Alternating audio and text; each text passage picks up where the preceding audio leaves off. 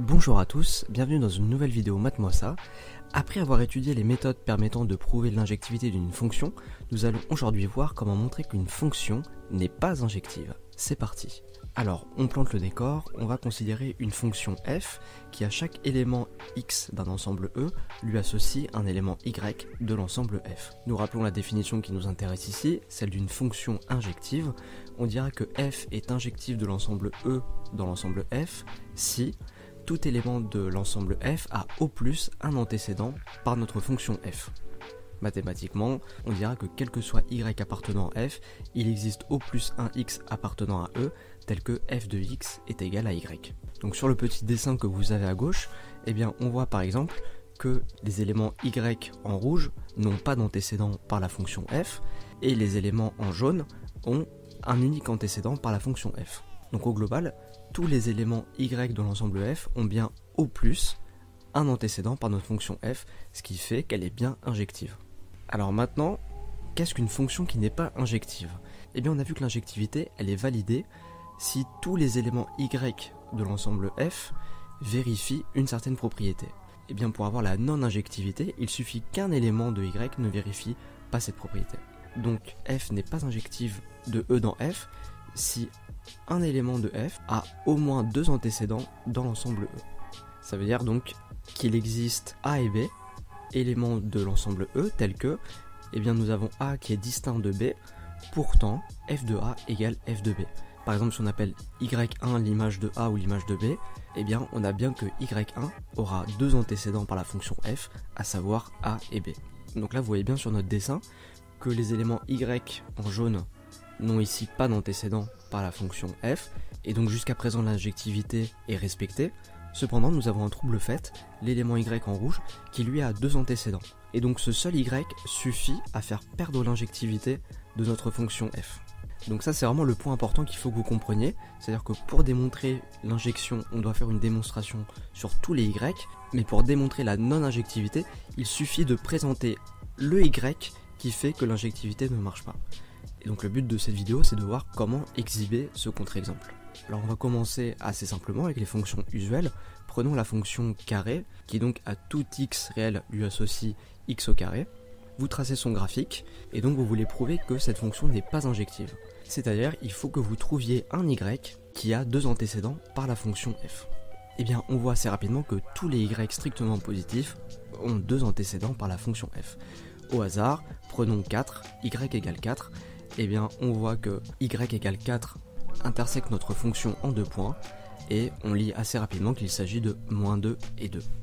Et donc après, pour rédiger les choses proprement, eh bien on écrit soit 4 qui appartient à R, ici on montre bien que le y que l'on a choisi appartient bien à l'ensemble d'arrivée, donc soit 4 appartient à R, il existe moins 2 et 2 qui appartiennent aussi à R, cette fois-ci on montre bien que les deux x que l'on a choisi appartiennent à l'ensemble de départ, et bien nous avons que moins 2 est différent de 2, pourtant leurs images sont identiques.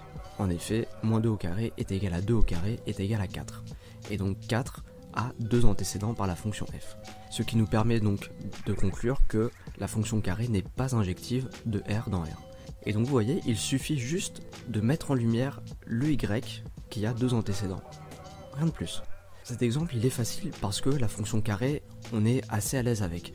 On connaît bien sa formule, on connaît bien son graphique, et donc ce n'était pas très compliqué d'exhiber le y. En revanche, comment faire quand on vous donne une fonction lambda, une fonction que vous ne connaissez pas, vous n'avez aucune idée sur son graphique, comment faire pour trouver le y qui a deux antécédents? C'est ce que l'on va voir maintenant avec la fonction m qui a tout réel strictement positif lui associe son inverse plus lui-même.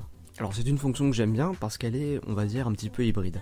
En effet, regardez, quand x est très petit, eh bien le x de la formule devient lui aussi très petit et donc est négligeable. Ainsi votre fonction m a le même comportement en 0 que la fonction inverse. En revanche, quand x est très grand, cette fois-ci le 1 sur x devient très petit et ainsi négligeable, et votre fonction a maintenant le même comportement que la fonction identité. Bon, ça c'était juste une remarque. On va essayer maintenant de montrer que cette fonction n'est pas injective.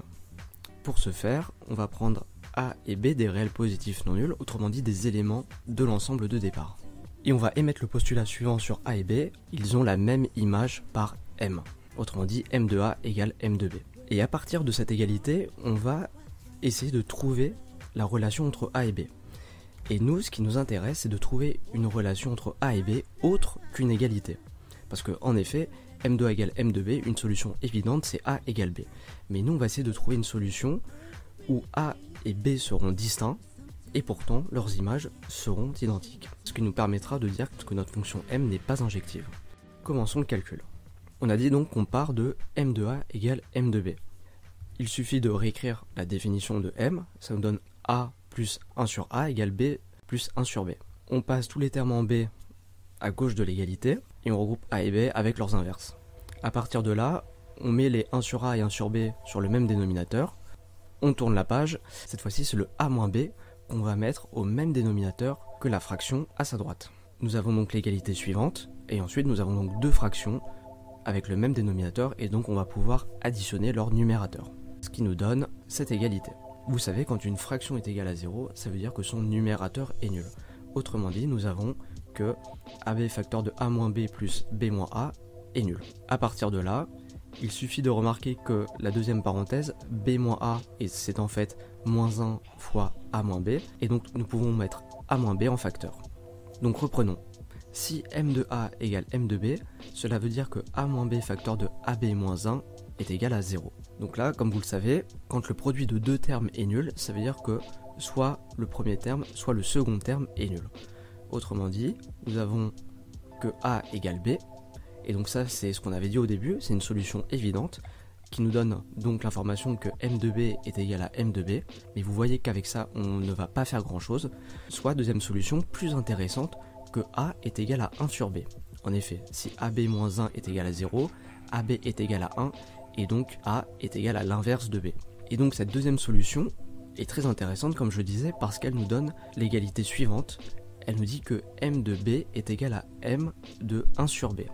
Donc comme vous voyez, cette méthode nous permet de construire le A et le B, tels que A et B sont distincts, mais que leurs images soient identiques. Donc là, on va tout de suite construire un exemple avec cette information qui nous est donnée par ce calcul. On va démontrer la non-injectivité de notre fonction M avec B égale 2. Donc je calcule l'image de 2 par M, ça me donne 2 plus 1 demi, ce qui fait 2,5. Très bien. Et maintenant, je vais calculer l'image de M avec 1 sur B, autrement dit 1 sur 2. Et donc j'ai M de 1 demi qui est égal à 1 demi plus l'inverse de 1 demi, et donc l'inverse de 1 demi, comme vous le savez, c'est 2. Et au final, je retrouve en fait 1 demi plus 2, ce qui me donne aussi 2,5. Et je conclus ainsi, 2 et 1 demi sont bien des éléments de R plus étoile, autrement dit les réels strictement positifs. J'ai bien que 1 demi est différent de 2, mais que 1 demi et 2 ont la même image par ma fonction M. Et vous voyez, ainsi avec ce procédé, je suis parti d'une fonction que je ne connaissais pas, et j'ai pu construire un exemple permettant de montrer la non-injectivité de ma fonction M. Voilà chers amis, cette vidéo est maintenant terminée et j'espère que grâce à elle, vous n'aurez plus aucun problème à répondre à la question « Montrer que la fonction f n'est pas injective ». Nous en avons maintenant fini avec les fonctions injectives et je vous retrouve très bientôt pour les fonctions surjectives. A très vite.